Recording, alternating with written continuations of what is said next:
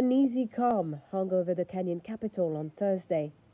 Armed police officers patrolling the streets of Nairobi as residents and businesses braced for potential fresh unrest. Demonstrations on Tuesday were marred by violence and looting. Now, activists behind the country's anti-government protests are rethinking their strategy. They fear the clashes could undermine their movement and its efforts to push President William Ruto to resign. Foy Wambui, a young actress who had come to the protest in downtown Nairobi on Tuesday, said she was heading home because of the chaos. Over time, what has happened is so that the peaceful protesters are deterred from coming to town, and we are deterred from actually coming and practicing our civic duty. Some activists say the violence was the work of goons hired by politicians to either discredit legitimate demonstrators or advance their own agendas.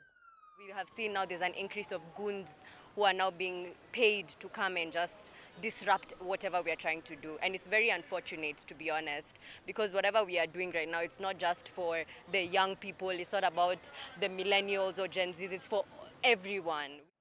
Some called on social media for demonstrators to take a step back and said the next planned demonstration on Thursday should not go ahead. Njoki Wamae is a Nairobi-based political scientist. It's no longer the movement that started, it's morphed to something else.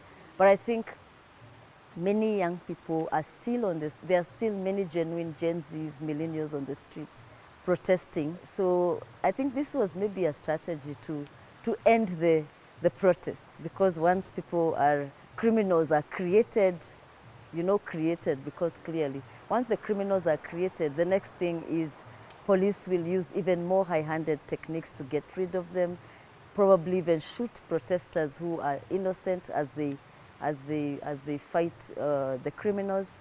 And then from there, it's branded, these are criminal elements, and so the protests end. Kenya's government spokesperson did not respond to a request for comment.